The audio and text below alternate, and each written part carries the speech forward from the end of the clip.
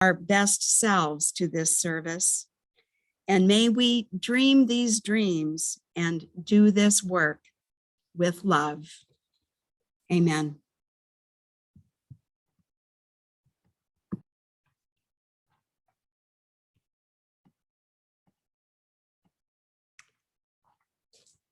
I'm not sure if Susan has been able to join us yet.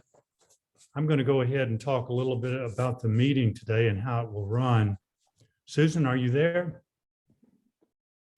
Oh, okay.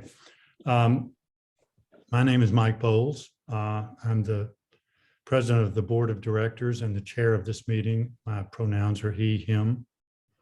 I want to thank you all for being here today to help conduct the business of the church.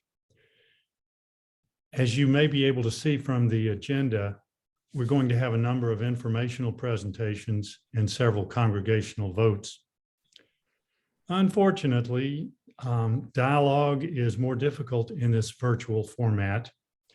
We do, however, have two mechanisms that we can use for congregational interaction today. The chat line, which you'll see down at the bottom of your screen, chat with a little bubble above it. You can punch that to read all the chat comments, and you can also enter chat comments there by typing in your comment or question and then pressing return. The other mechanism is to raise your hand virtually and be recognized by the chair. The way you do that is another little icon at the bottom of your screen on the toolbar there called reactions. And I would ask you to actually play around a little bit with that right now, just so you get comfortable with it. If you press that icon, if you click it, it will pop open and you will see a number of things you can do. And at the bottom of the things that you can do is something that says raise hand, and it has a hand up. If you press that bar, then a hand will pop up on your screen, and your screen will go up into the upper right corner so that I can see it and know that you're wishing to make a comment or ask a question. I can then give you the floor or call on you. You will need to remember to unmute yourself if you're muted at that time so that you can speak to everyone. And once you have finished speaking, you need to go back to the reaction toolbar site. And where it used to say raise hand, it will now say lower hand. You need to press that again to lower your hand so that I will know you are done and so I can find the other people who may want to speak. So if you want to play around a little bit with that for the moment, go right ahead. But that's the other mechanism that we will have to interact with each other. I'm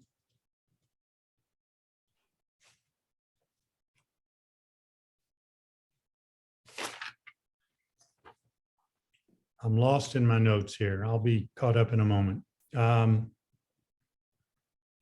Another thing I wanted to mention to you is that it will help me a lot in calling on people if you make sure that your name is listed correctly on your little picture on the screen. If it is not listed the way you want it to be listed, you can click the little 3 dots at the top of your picture, and that will have a drop-down menu that gives you an option to change your name. And you can type in whatever you would like there. And that will make it easy for everyone to know who you are and also for me to be able to call on you. So I'd like you to focus on that briefly and be comfortable that your name is correct. As I mentioned, we're going to be taking several votes today. This is going to be accomplished on pop-up ballots, which will appear on your screen. We've used these in the past, and so many of you will be comfortable with them and know how they work, but we're going to go through a little explanation and run through with these that's going to be made by Scott Weaver, a member of your board and our Zoom administrator today, who's going to take you through a sample ballot. We're then going to use the voting to screen to see if we have a quorum for the meeting today. We need many quantums to make up our quorum, 69 quantums as it turns out. So Scott, can you run through the trial vote? Sure. Bill's actually going to put it up, and you will see on your screen, it will come up, and then you will have 3 questions you need to answer. Like this is just says practice vote. So the vote would be where it says practice vote normally. And there's a yes and a no. And then there's a 4 second member and a 4 third member. Now, please note that you have to answer all 3 questions. So if you're the only member in your house, you just click no second member and no third member on every question. It will not let you submit until you answer all 3. But it's set up where that you can have up to 3 people in one household voting.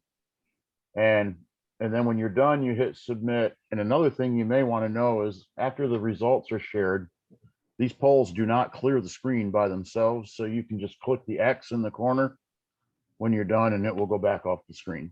So I don't know if anyone has any questions, but it's a pretty simple process.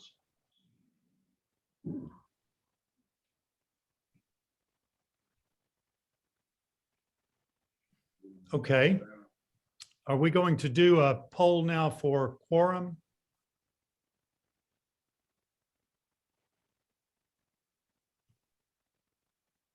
Hey, Mike, Yes. before we do that, in the chat, Susan is saying that there are a lot of people who are still in another Zoom link. I don't know if we want to wait for those folks to I don't know if there's who's over there that could notify them to come over here. That's where I was when I was supposed to be doing the chalice lighting. I see. We thought that Diane was saying, just stay here and I see. the meeting will take place here. So shall I go back to that other? The link is in the chat, so just let Yeah. them know to go to the chat. They can get the link to this meeting. Well, then I have to get out of this one and go back. But So, it looks like Brian has volunteered to let folks over there know. oh, great, thanks. Good. So why don't we delay the vote on quorum for a couple of minutes while we let those people get over here. Susan, could you go ahead and give us a chalice lighting? All right. The words for the chalice lighting were written by Deborah Burrell. Fire consumes and casts a bright light.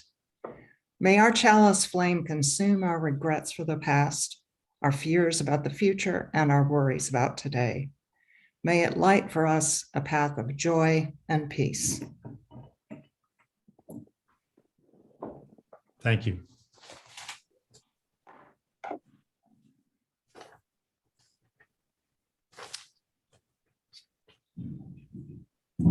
Maybe we should wait a couple of minutes to let people have an opportunity to find the other link. It looks like we're up to 74 participants, so we may actually have quorum already. I'll tell you what, why don't we go through the quorum vote now? And if we don't have quorum, we can wait a few minutes and then we may be able to make quorum.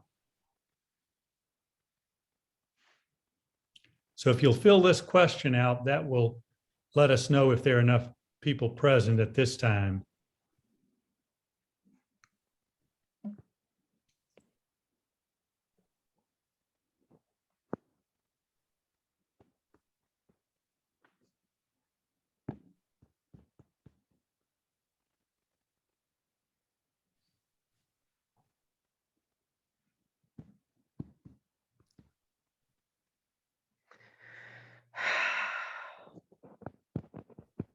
Susan, if Susan knows a couple of people that are over in that other one, we can call one of them.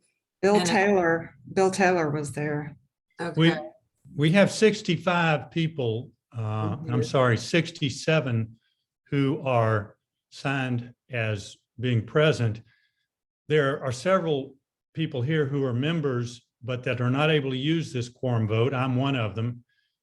If you're facilitating the meeting, you can't answer a ballot, Scott is also present and facilitating the meeting. And so he is a member. So we do, in fact, have 69 members at present. So I think we do achieve quorum. So I would like to go ahead and call this meeting to order. And our first order of business is to review the minutes. Mike, let's go back over the voting again for the people who were not here for your first explanation. That's a good idea. Thank you for that suggestion. Over the mechanics of voting, you mean? Yes. There was a Okay. question in the chat about it. Okay, sounds good. Let's do that. Scott, could you run through that one more time and put another sample ballot up, please? Yeah, we can put the same practice one back up. Good. And so you'll see when it comes up, there's 3 questions that you have to answer. The first question will always be the topic, like, are you a member, is what you just answered. The second question is for a second member, and the third question is for a third member. So if you don't have a second or third member in your house, just go ahead and check no second member, no third member on both of those. You won't be able to submit until you answer all 3 of the questions. So you know, the first one is if you're all by yourself. And then, like I said, if you have like a couple or whatever from the house, you just can both vote in the same window there. Does that make sense?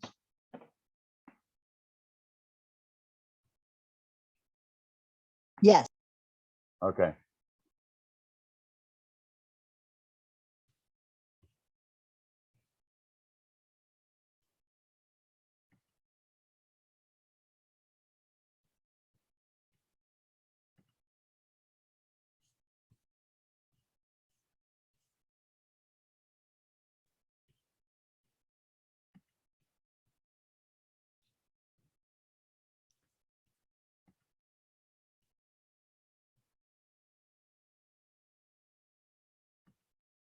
The other thing I'll briefly run through again is that we have a couple of ways for people to interact during this meeting.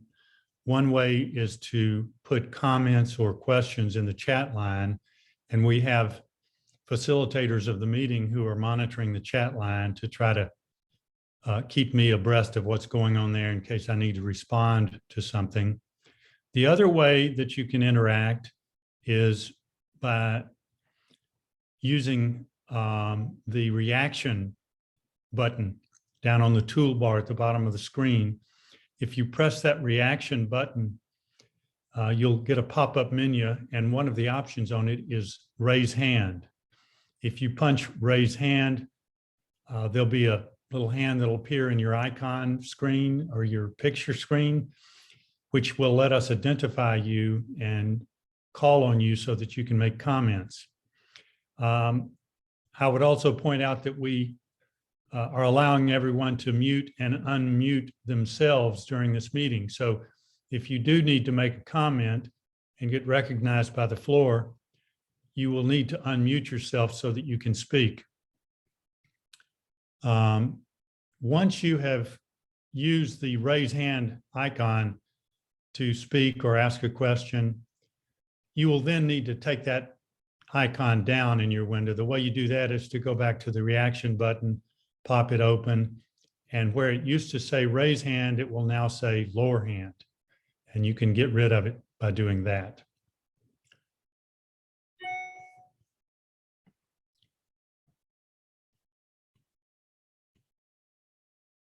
Steve Jones has made a comment that he's concerned some people are checking no in the second and third member ballot instead of no second member or no third member.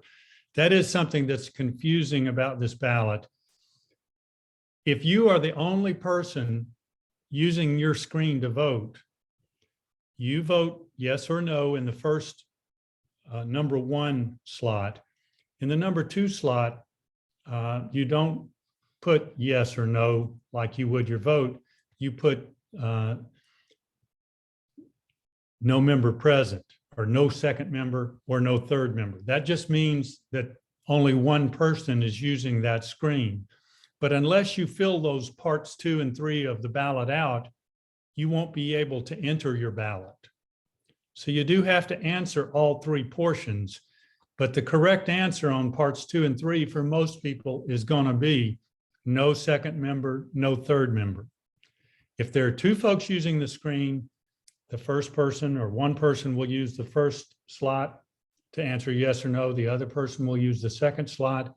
And in the third slot, you will put no third member. So I hope that makes that clear.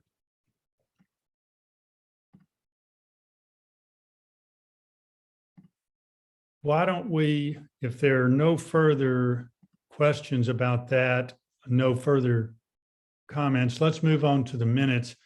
The minutes were posted on the website about 2 weeks ago for folks to review. And I would ask at this point if anyone has corrections to make to the minutes.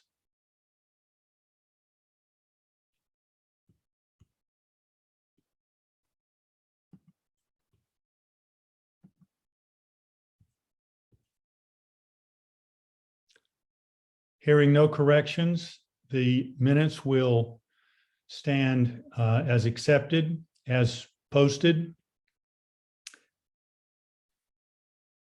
Our next item of business is to vote on new members of the nominating committee and a new member of the board of directors. Kathy Gansky of the nominating committee will announce those individuals. Yes, thanks, Mike. I'm very happy to ask for approval of Daryl Mayer and Susie Wilcox to fill current open positions on the nominating committee. You should have a ballot up for acceptance of those individuals, but before you answer the ballot, are there any nominations from the floor? And remember that if you nominate someone, they have to be willing to serve.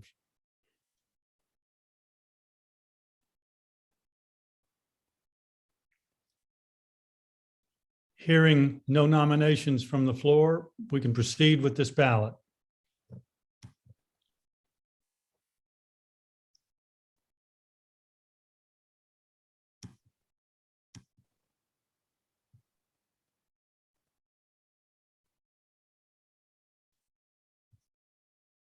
It looks like an overwhelming vote.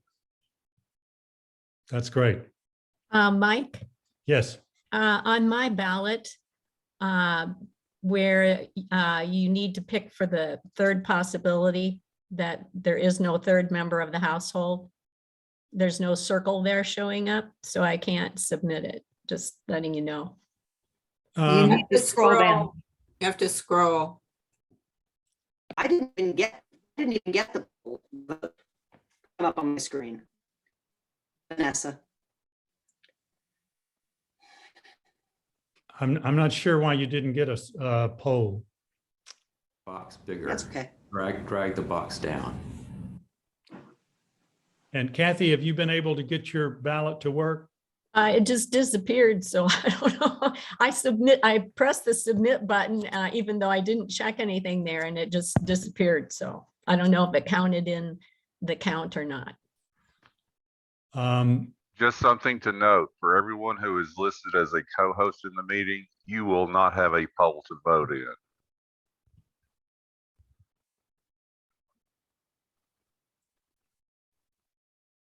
It looks like there are no votes and there are 68, 69 yes votes. So it looks to me like an overwhelming vote of affirmation. Yeah, I have 69 too. Okay. Great. Very good.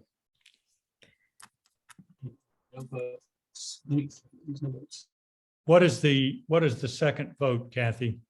Yes, and before I do that, I just want to put a shout out there for the committee members who've been very active in helping to bring this all out. Julie Noland is co-chair of the nominating committee with me. Scott Pearson, Debrina Dills, and Scott Giles have been existing members on the committee this year. So we're happy to have those additional members to support our work. And I'd now like to put forward the nomination for a vacancy that has been there on the board in the program council chair. And I'm very happy to ask for your approval of Carlene Dowell for that position. Are there any nominations for program chair from the floor?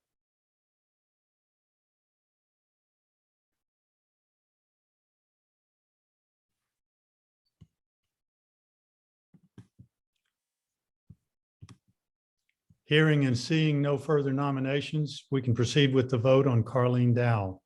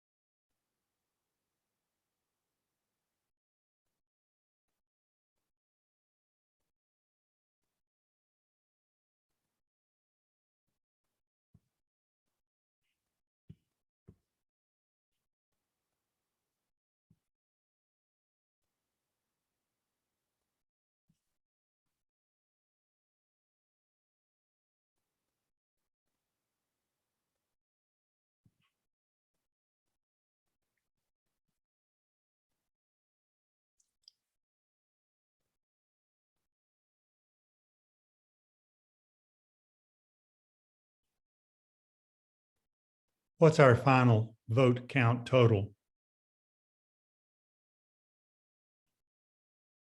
Total of 63 votes. That's 63 plus 14, 77, plus one more, 78 in favor Yes. and 2 opposed. So again, overwhelmingly affirmed as the new program chair. Thank you, Thank you. Carlene. I agree. I confirm that. Our next item of business is a report from the treasurer, Bob Day.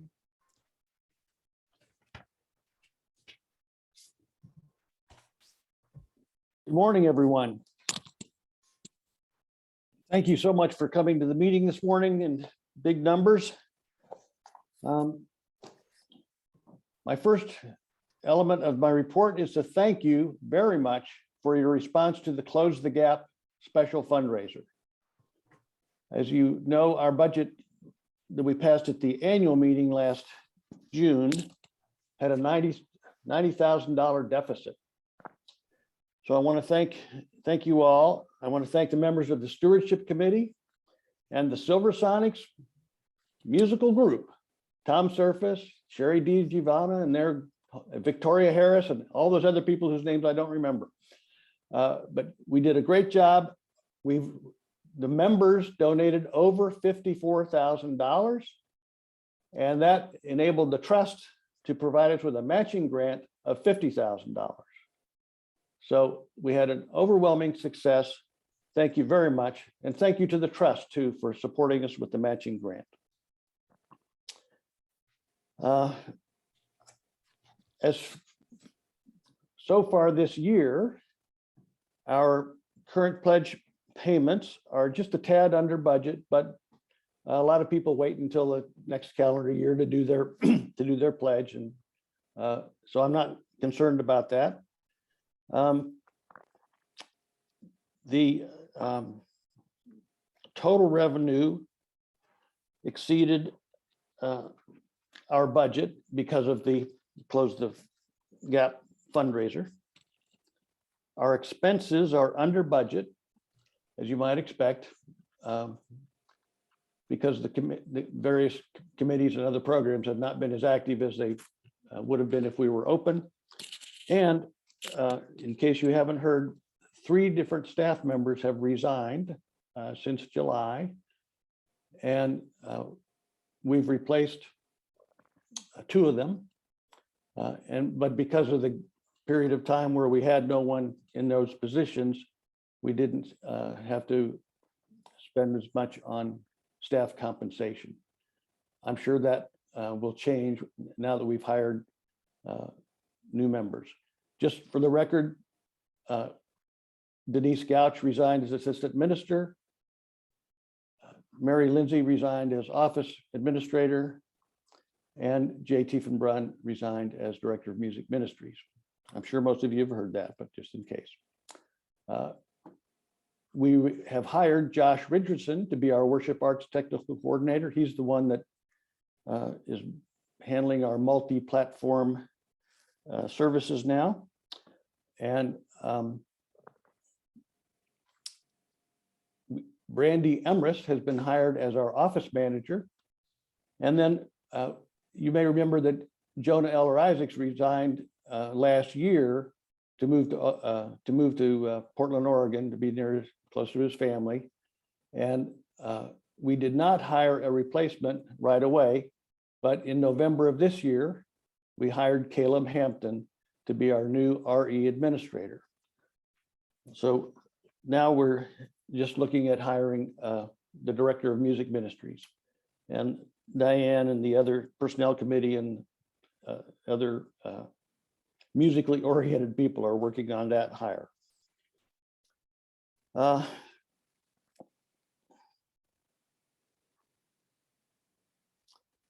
Not counting the Close the Gap fundraising proceeds, our income has exceeded our expenses by about $20,000, and our expenses are under budget by about $58,000.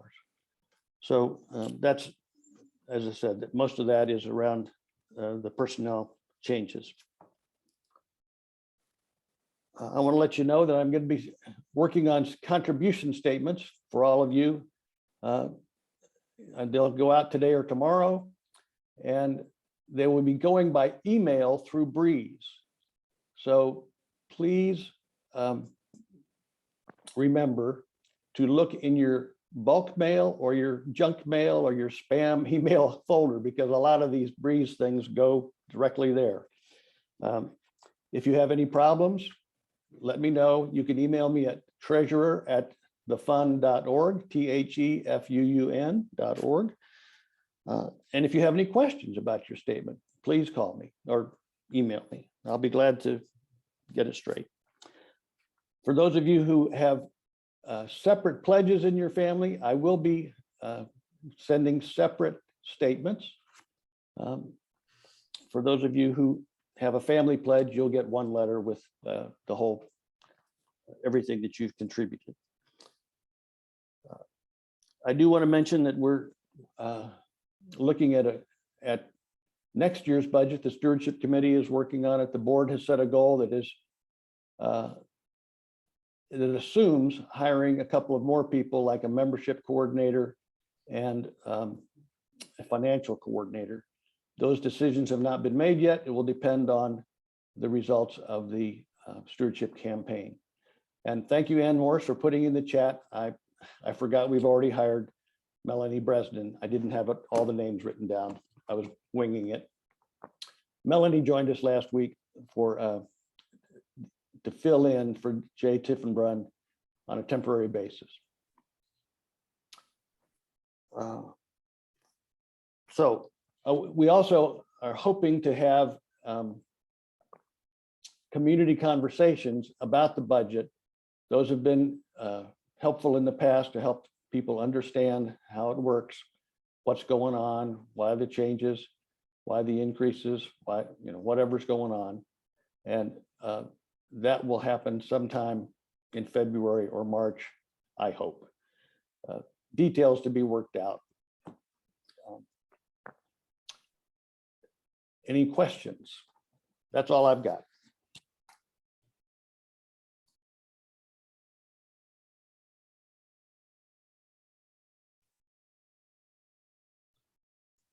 I don't see any questions popping up yet, Bob. Lori, did you want to raise your hand?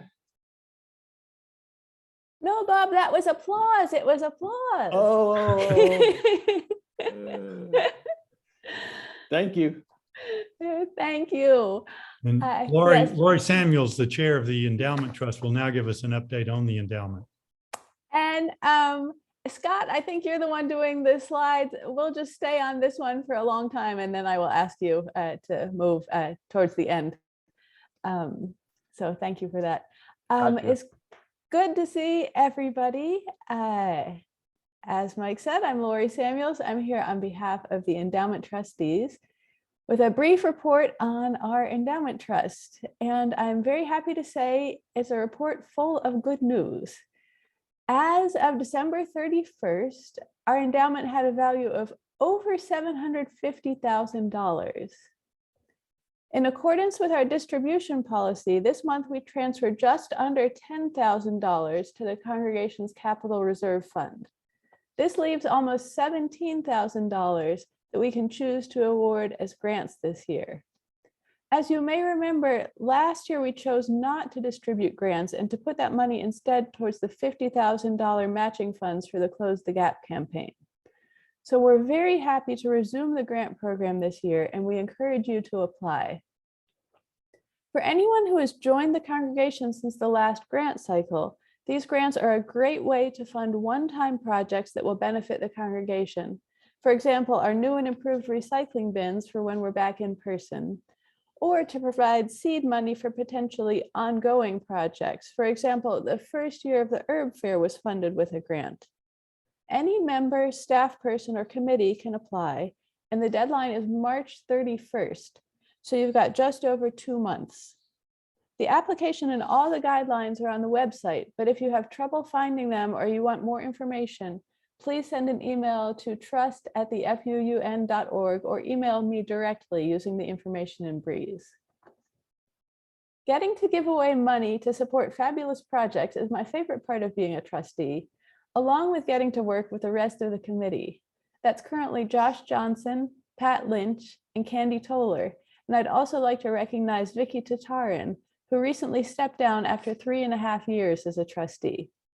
We're an elected committee serving overlapping 3-year terms with a maximum of 2 terms in a row, plus there are sometimes midterm openings.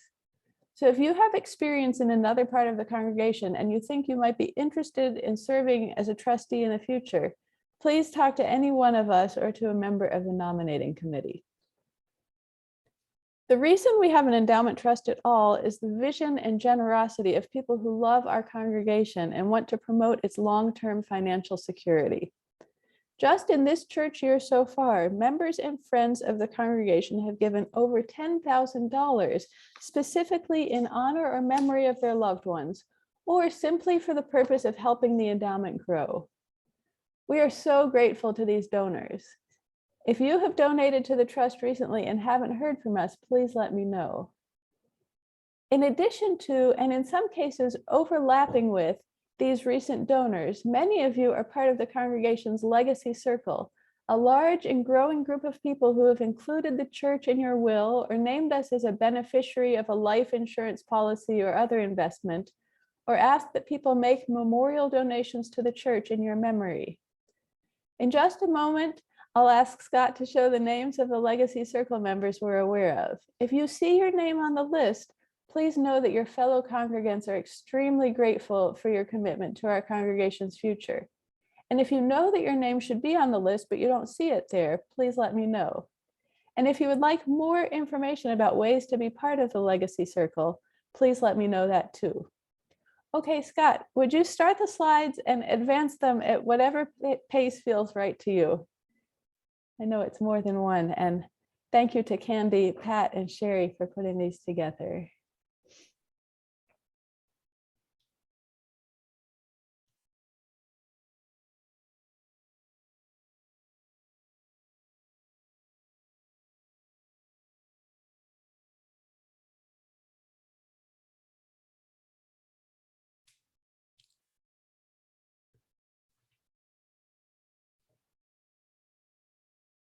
Lori, there's only the 2, so if you want a repeat of Thank either you of very them, let much. me know. Okay.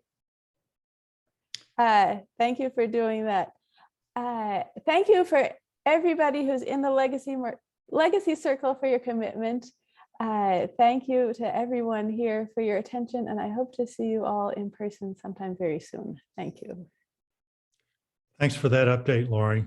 I'm really struck by the fact that this congregation has picked up momentum over the many years it's been present.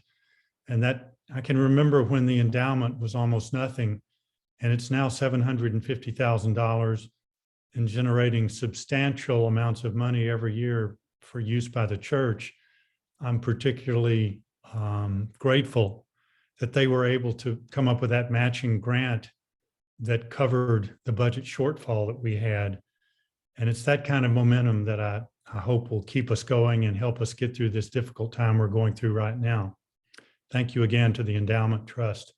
Our next update is going to be from Chaz Sisk, who is a member of the Children's RE Committee. Thank you, Mike. I'm Chaz Sisk, and my pronouns are he and him. And I just want to start by announcing that we will be resuming online classes in February. We have been taking the month of January off as from classes as a committee to assess where we are in these times. And the discussion that we're going to be having a little bit later today about the future of the congregation and services is certainly going to be a big factor in what the program looks like going forward. So this is an important time for the program, but I think it's important to remember that we have kept this program going throughout the pandemic because we believe in the importance of children to our congregation. We know that many people come to Unitarian Universalism because of their children, and they want them to have a more liberal religious education than the one that they grew up with. And that's what drew many of us to First UU Nashville. We've had many families even come to us during the pandemic for this reason, looking for some place for their children to get a religious instruction that meets their values. We also believe that children benefit from having a peer group that shares their values.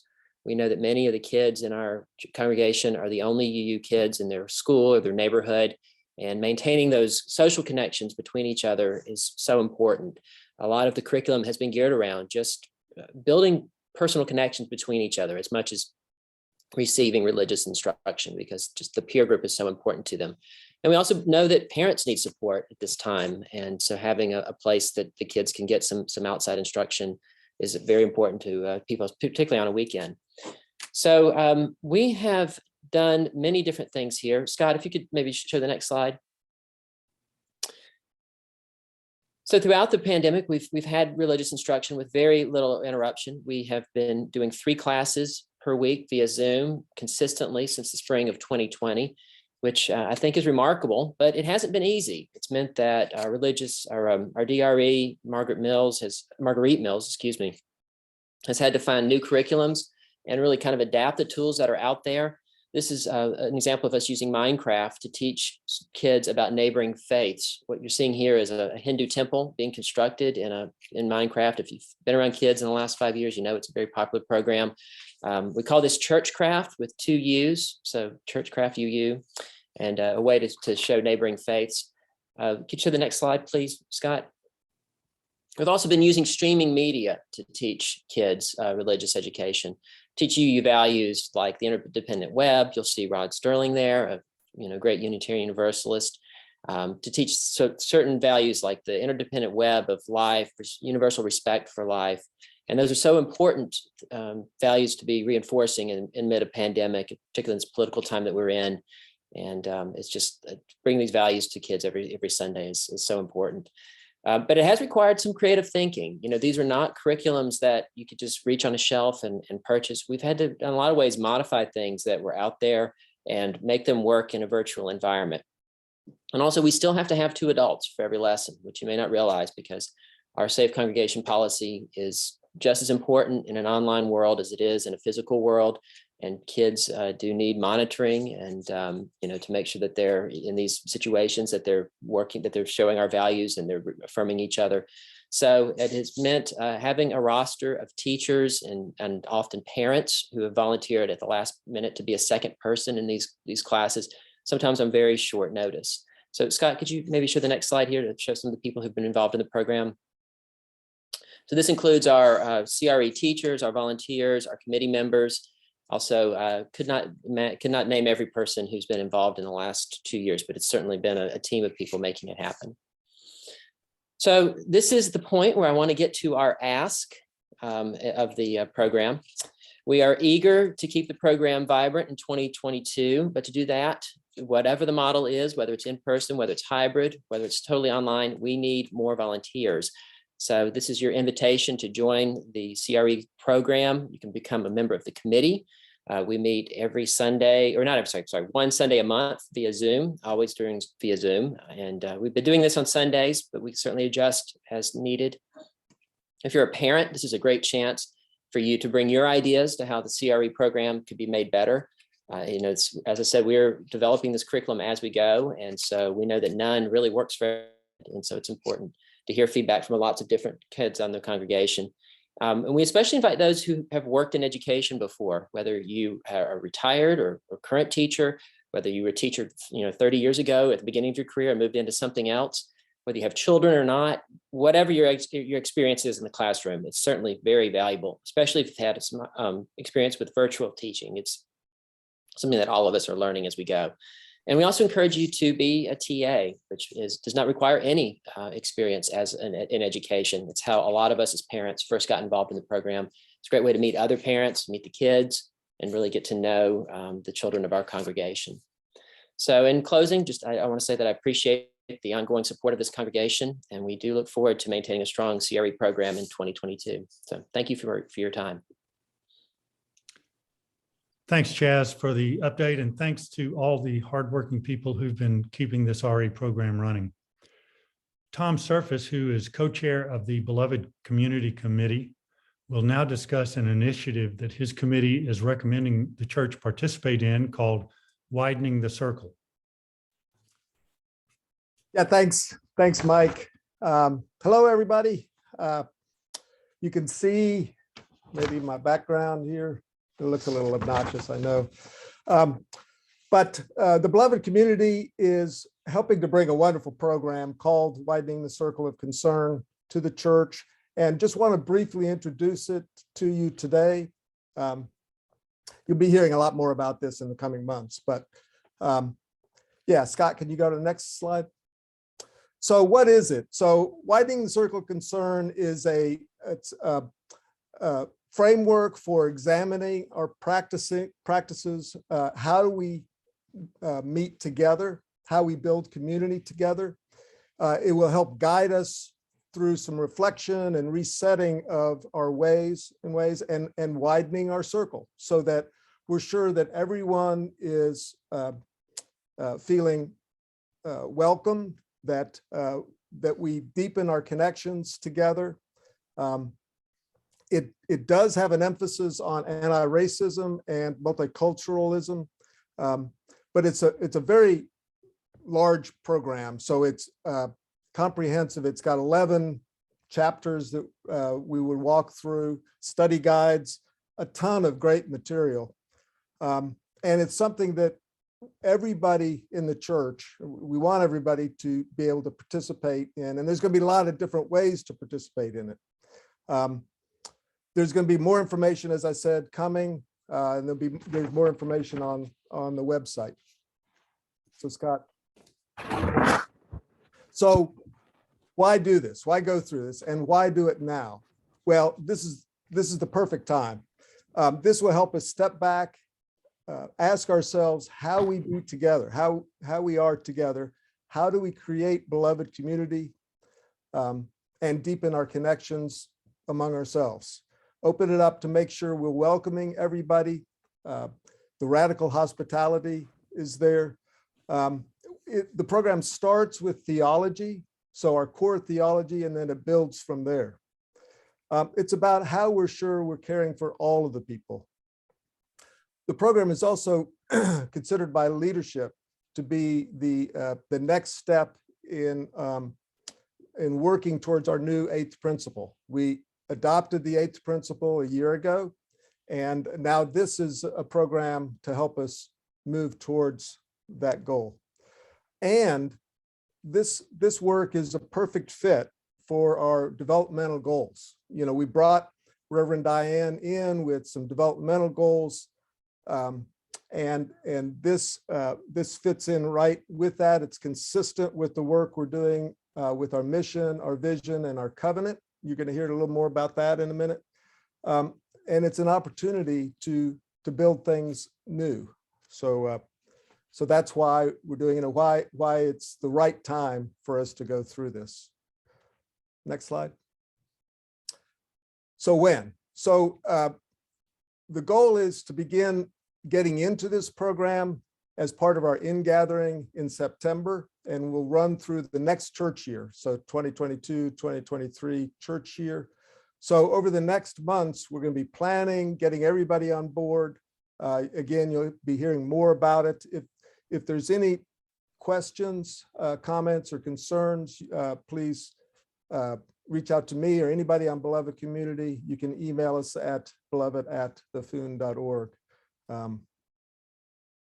Thank you. Thank you, Tom. When Reverend Dalgert was called to serve as our developmental minister, several important goals were laid out.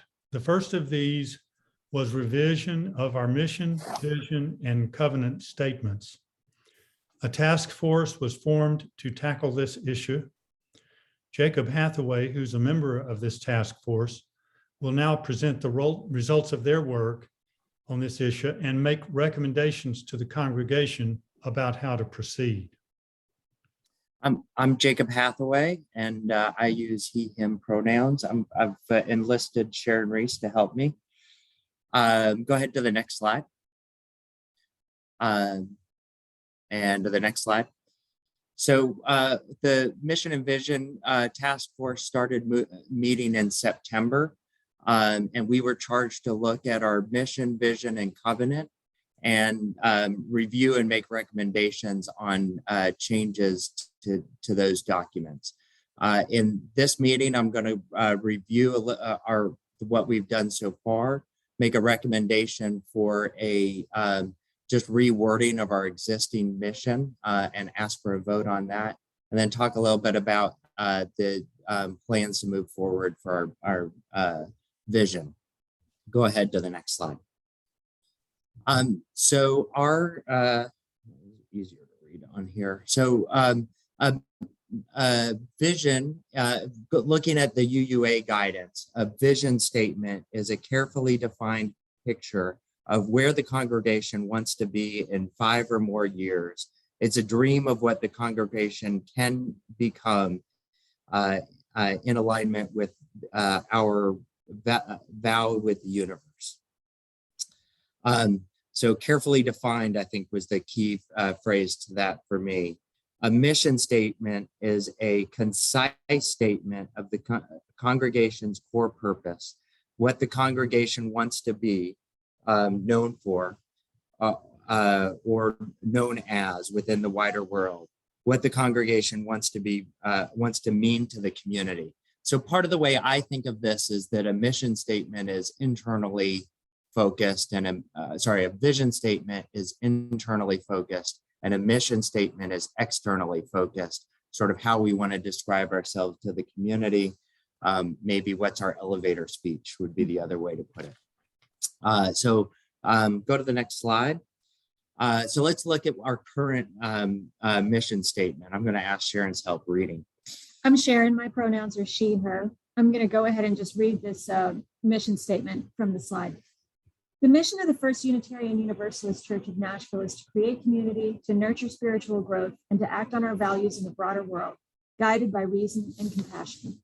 We serve each other in this mission by being present as witness to each other's lives, seeing each other and being seen, listening to each other and being listened to, agreeing to be open to the differences of belief and values that we hold individually, learning to build ever-deepening connections with individuals and the community, inviting each other's potentials into the light in an atmosphere of encouragement and love. So in our meetings, we felt that this statement was a beautiful reflection of what we stand for and how we want to describe ourselves to the community, but it is not concise. And so we did not think that we need a different mission statement, but we we wanted to redraft the existing mission statement just to make it much more brief. And so that is the next slide. What we came up with as a shorter summary of the same thing. And I'm going to go ahead and read this out loud as well. We gather to create community, nurture spiritual growth, and act on our values. Together, guided by reason and inspired by love, we celebrate diversity, confront oppression, and promote social justice. So our request here is to vote on that as a redrafting of the existing mission statement. I will go ahead forward and just talk about what our next plans are as well. So the next slide is our vision statement. We are an oasis. We are fertile ground for growth. We gather in sacred space. We create beloved community. We celebrate our lives together. Our church is a spiritual community. Our voices promote the cause of liberal religion. Our minds are open for new learning. Our hands do the work of social justice. Our hearts share hope and compassion with our community and our world. And so our group felt that this was well written and beautifully written, but it is not serving the goal of providing clear guidance, internal guidance on what we want to be in the future, sort of giving guidance to the to leadership on how to make some of the very challenging decisions that have been made over the course of the pandemic. So next slide. Our plan for the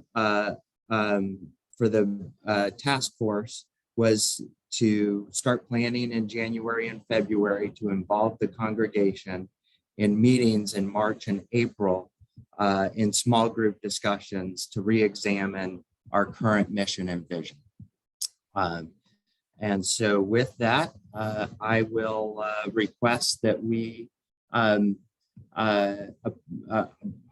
make a motion to approve the changes that we've described to the mission statement, and the group will move forward with meetings on the vision statement in the future. And I will note, Jacob, that while you were talking, there was a question in the chat about, I think, including the environment. I think, was that in the mission statement? Maybe whoever first asked that could clarify. And I don't know if somebody from the task force could maybe answer that question. I asked the question and I'm just wondering, I don't see any language in that presented information related to the environment, which seems such a critical area. I think that's true. Our goal was to not to change the existing mission statement, but to reflect the what was already written in a shorter version. And so I didn't think that that was included in the original mission statement.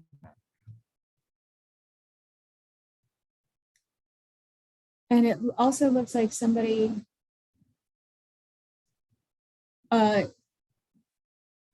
is also asking about anti-racism in the mission statement. I think these are all good questions. Is that the same answer as far as like what the original mission statement? Yeah, I think that our goal was not to make changes at this point, but to be able to move forward to look on the vision statement and have a mission statement that was restated concisely. Susan Johnson has her hand raised. Susan, would you like to make a comment? You'll need to unmute, Susan. Sorry, I thought I had. I'm wondering if those two things properly go in the vision statement, which gives us a path. I think that's a wonderful point. So again, our mission statement should be externally focused, how we describe ourselves to other people. It should be very concise. And so I think that what I'm hearing is a little bit of the tension over wanting to be inclusive over the many things that we that are important to us, at the same time as frankly, as a committee, we didn't want to make significant changes to the mission statement, what the mission statement included for a first round of changes. And I think you're right that some of these more detailed thoughts are appropriate for a vision statement where we're sort of making guidance to ourselves. Pat Lynch has her hand raised. Pat, would you like to speak? Well, I guess in my mind, I was thinking living our values in the broader world covers a lot. And it would be hard to spell out the details of all of that in a brief statement, but our core value is spelled out in here.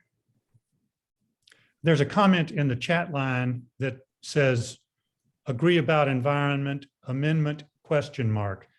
I would say that from a point of organization and getting things done, it's going to be very difficult for us as a large group like this to amend and change the mission statement that is being presented here.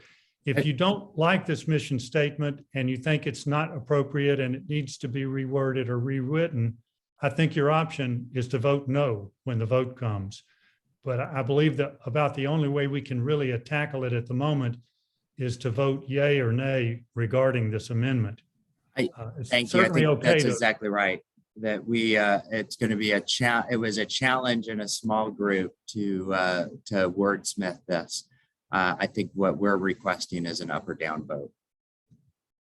And I did see a question, maybe Jake or someone else from the task force could mention, is maybe wanting to look at this after people see the vision statement. I'm not on the task force, but my understanding is that the vision is going to take place after a series of community conversations and so on. So maybe I don't know if you can address that.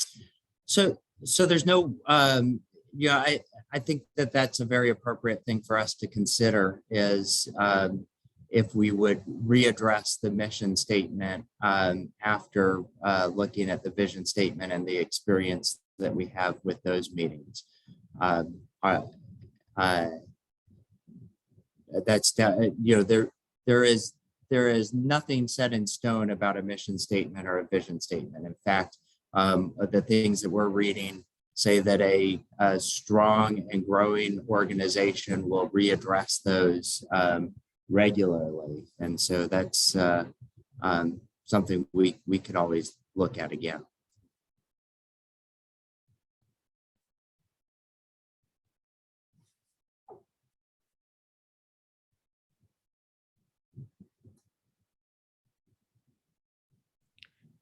There has been a change suggested in the chat line by Marguerite Mills that the wording of the mission statement be changed to, quote, and promote both social and environmental justice, end quote. That's a fairly straightforward and simple change and could be included as an amendment to this, and we might be able to come up with a ballot to address that amendment. I think, Scott, can you come up with a ballot to address that?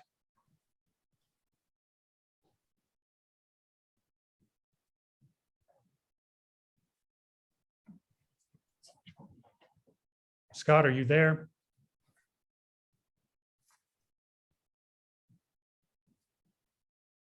Yeah, I'm working on it. Hold on. Okay.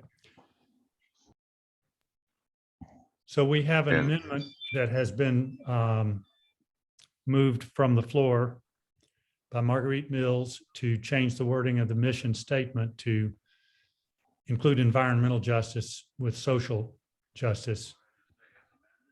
So I think we vote on the amendment first. Have I got that right?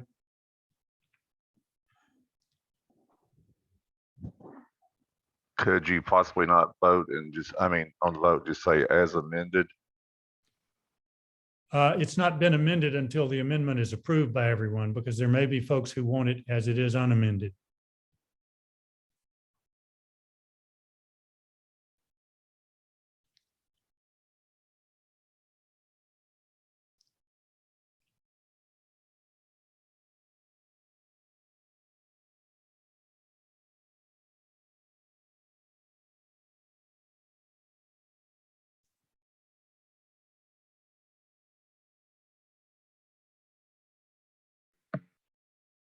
Mike, there's also a question about Oxford comma. Right. Again, this is wordsmithing that I believe is beyond the scope of what we should try to accomplish today. If people don't like this mission statement revision, all they have to do is vote no, and then the Mission Vision Task Force will be in the position of working with these people and anyone else who wants to contribute to come up with a better mission statement. We have had one amendment which has been accepted from the floor.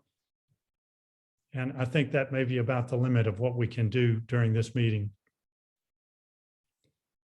You should now be seeing a vote on the amendment.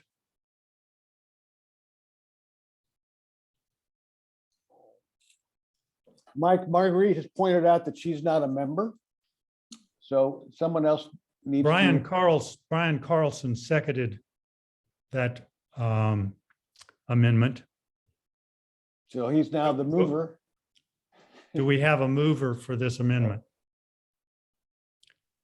And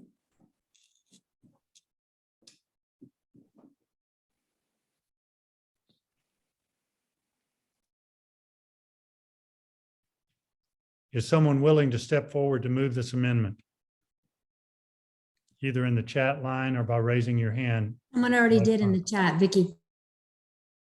Okay. So we have someone who has moved the amendment and seconded it. Susan Johnston has requested that we hear the entire statement read with the amendment included. Jacob, could you do that, or Sharon? Yeah, as far as I understand, here's what it would be. We gather to create community, nurture spiritual growth, and act on our values. Together, guided by reason and inspired by love, we celebrate diversity, confront oppression, and promote social justice and environmental justice. Or maybe social and environmental justice. I guess that's just wordsmithing.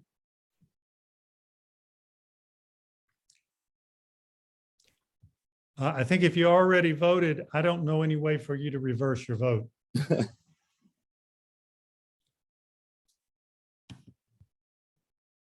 Are we ready to vote at this point?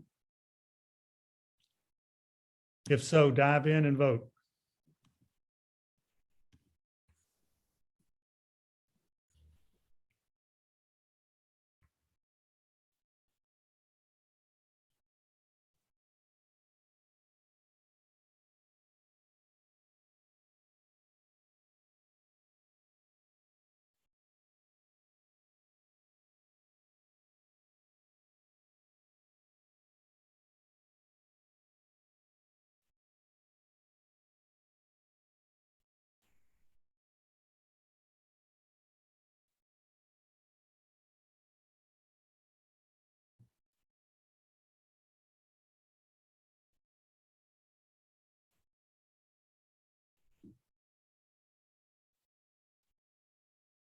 Do we have a final count?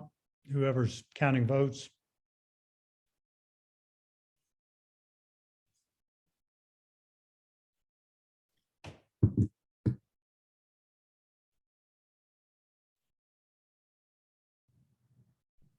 We still have votes coming in. Okay.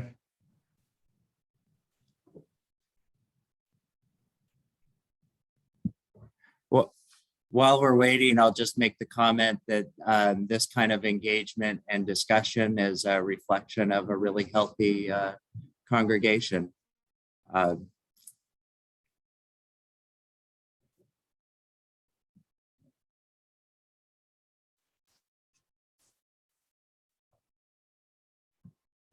Yes. So right now we're voting on the amendment, and it has been approved. 40, let's see, 60, 53 in favor.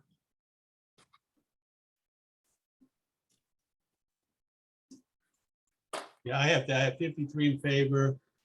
I have 20 against. Okay, so the amendment passes. So our next vote is on whether to adopt the mission statement as amended. And that has been created. Thank you.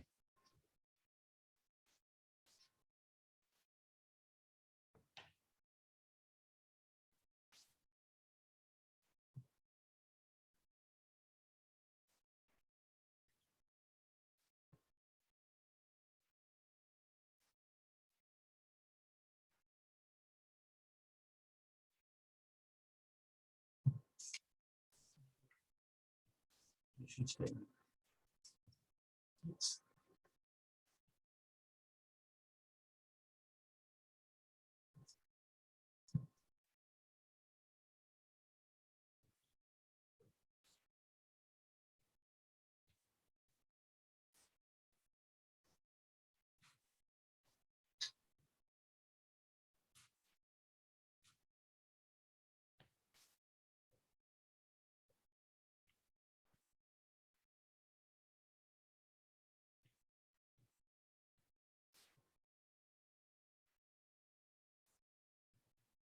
That's 48.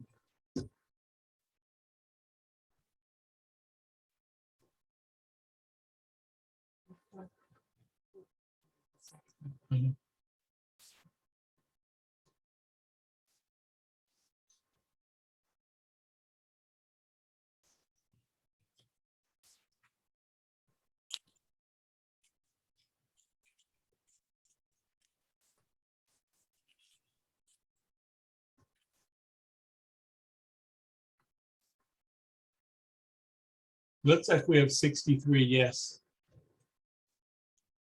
How many no? We have 7, 8, 9, 10. 10. We have 10 no's.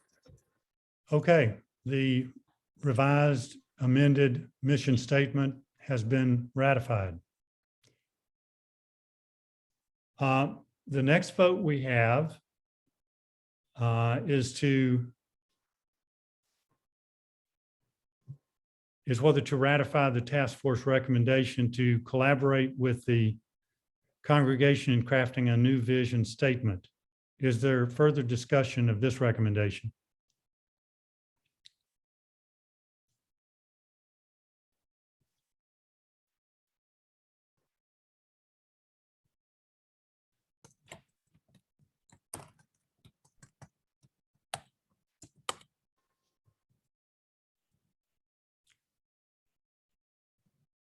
There's a comment from Kathy Gansky wanting to see it again. What is it you want to see, Kathy?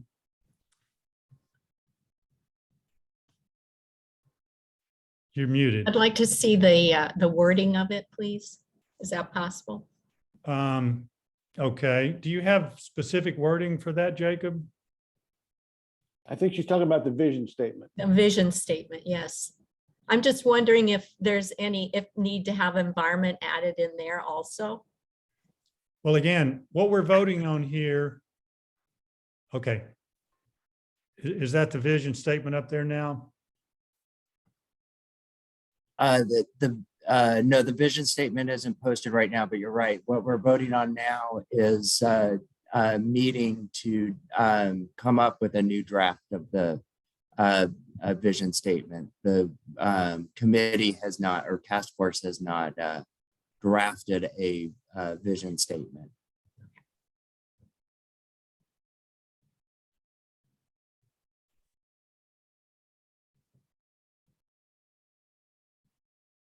I think people want to see the current vision statement. Could you put that slide up, Jacob? There it is. That's the current vision statement.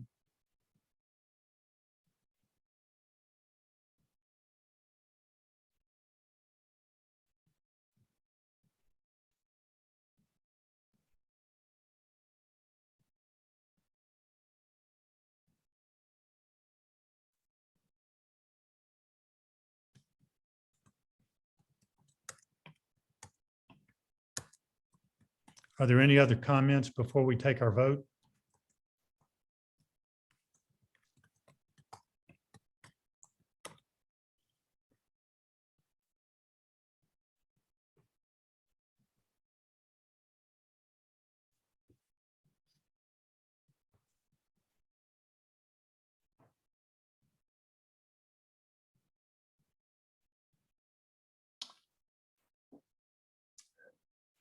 Mike, I move that we ask the task force to continue with a rewrite of our vision statement.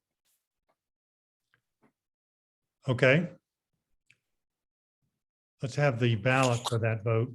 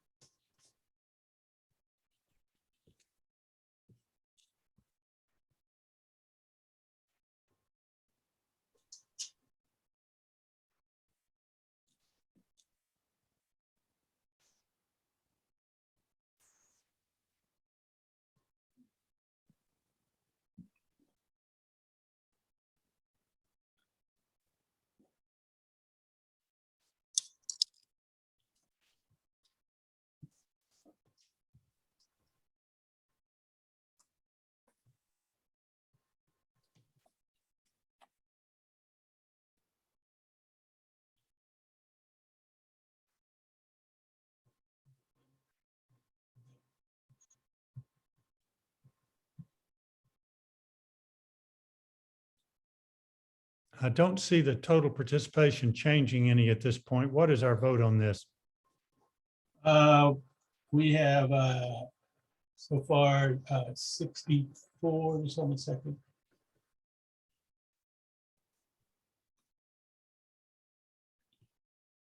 So it looks like Yeah, go on. it's an 64 to 3. overwhelming vote in favor of proceeding with the collaborative work on the vision statement. Yes, Mike. Okay. Thank you, Mission and Vision Task Force. Difficult job, but an important job.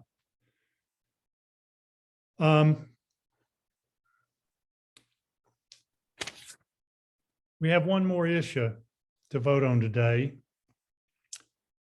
This is a resolution approved by the Board of Directors regarding vaccination status to participate in in-person indoors events on our campus. Unfortunately, this is a somewhat fraught topic in the current political social environment. The church's previous policy was to, quote, strongly recommend, end quote, full vaccination in order to participate in in-person indoors activities.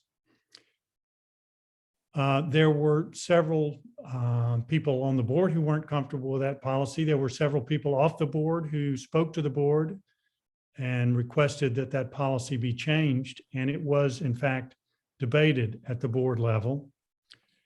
Several months ago, the board voted to make vaccination of medically eligible individuals without bona fide medical exclusion, for that vaccination to be mandatory for participation in in-person indoors activities. The board did not put in place a mechanism to check vaccination status on entry. However, signage was placed stating that people who entered were attesting that they were in concordance with this policy when they entered the facility. Because of the sensitive nature of this topic, the board also decided at that time to submit this policy to a congregational vote at the next meeting to see if the majority of the church was in concurrence. So I now open the floor to questions or comments regarding this resolution.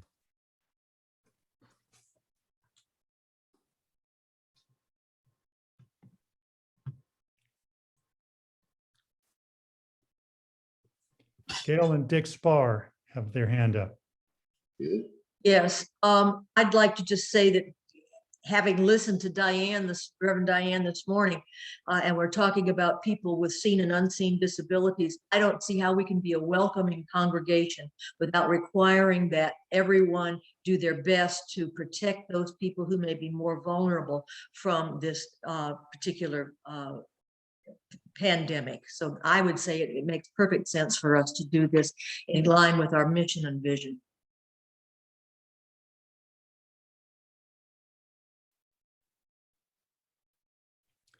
Ed Turnley, you have your hand up. Yes.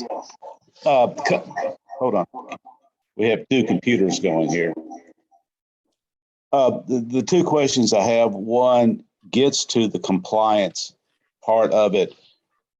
I'm cynical enough not to trust everybody who wanders around. They will do the right thing.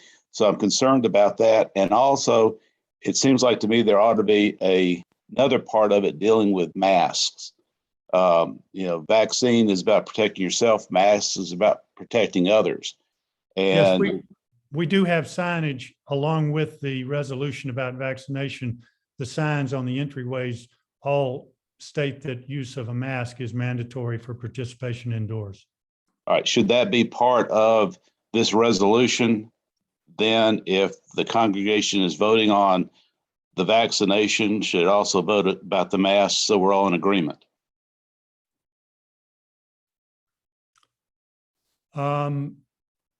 I don't know the answer to that question. I think the board actually has the authority to set that regulation and have already, in fact, set that regulation.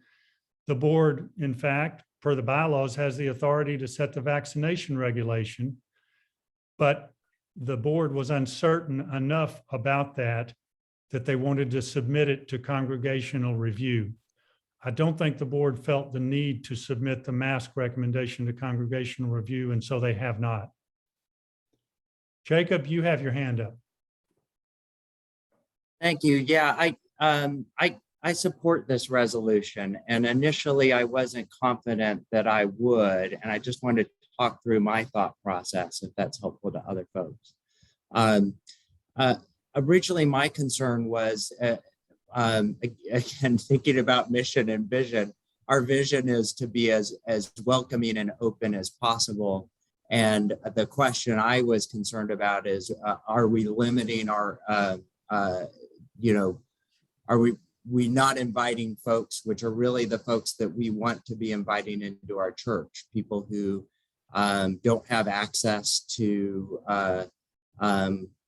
health information, and frankly, minority populations where vaccination rates tend to be lower.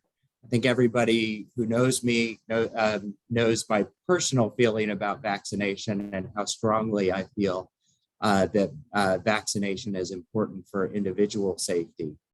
I think the things that have pushed me to really advocate for this are, I feel that we're getting more medical evidence that that vaccination does reduce exposure of other people.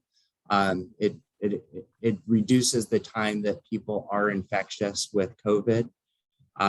And so I think that it is a way that we can protect other people in our in the church. And frankly, I want to get back to face-to-face services as soon as possible. And if we can make that safer for everybody by requesting that folks be ensure that they're vaccinated, I think that that's a good idea. To address the prior comment, I wouldn't put masks into the same group, because I think that hopefully will change in the future as CDC recommendations change. And I wouldn't want to wait for another vote by the congregation to stop wearing masks if the CDC says it's okay.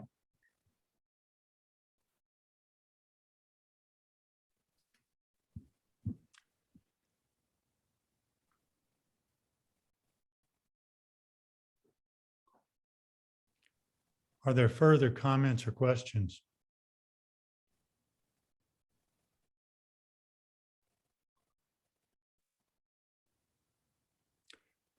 If not, I think we can proceed to take a vote on this resolution.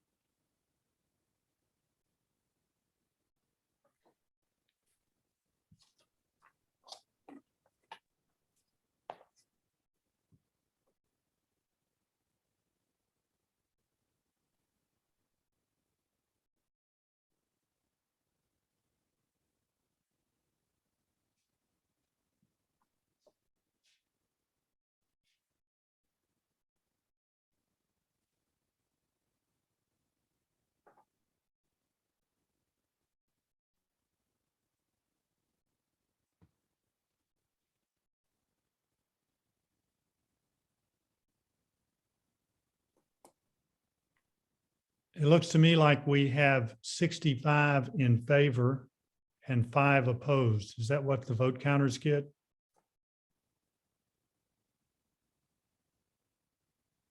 Yes. Yes, that's what I agree with that. Okay, it looks like the resolution overwhelmingly passes. Thank everyone for their participation in this debate and vote. By the way, you're all getting very good at using these ballots. My compliments. That went very quickly, that last ballot. And I want to, at this point, entertain a motion to adjourn the meeting. And Morris has a question in the chat. And if someone has a valid medical exclusion, they don't have to get vaccinated. Again, we're not checking on this. Keep in mind that there are people who may be coming into this congregation who've been fully vaccinated, who have a runny nose that is being caused by COVID, and they may not be aware of. This is not a perfect solution. But we have not instituted a measure to check on whether a person's medical exclusion is viewed by them as valid, nor have we mandated any sort of policy of checking paperwork at the door. We are simply relying on our signage that ask people to attest that they are fully vaccinated. We do have a mask policy, which requires people to have masks on for participation in indoors, in-person activities.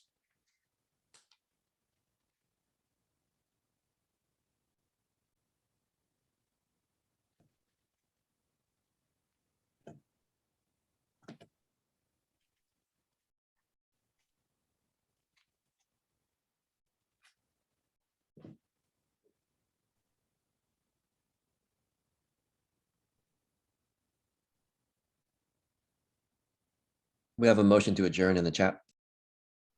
Okay, so moved. And Do a we have a second. vote? You can now vote on the adjournment.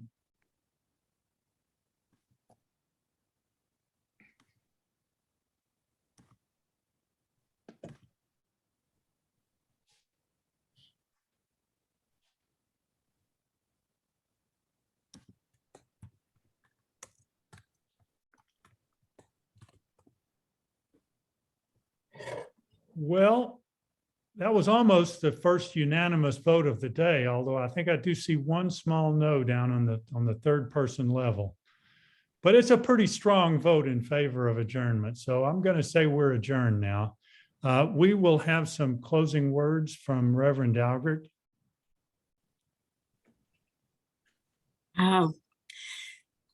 Congregational meetings are among my favorite holy events that happen in the life of the church. So thank you all for your heartfelt participation. This is how we keep the spirit of democracy alive.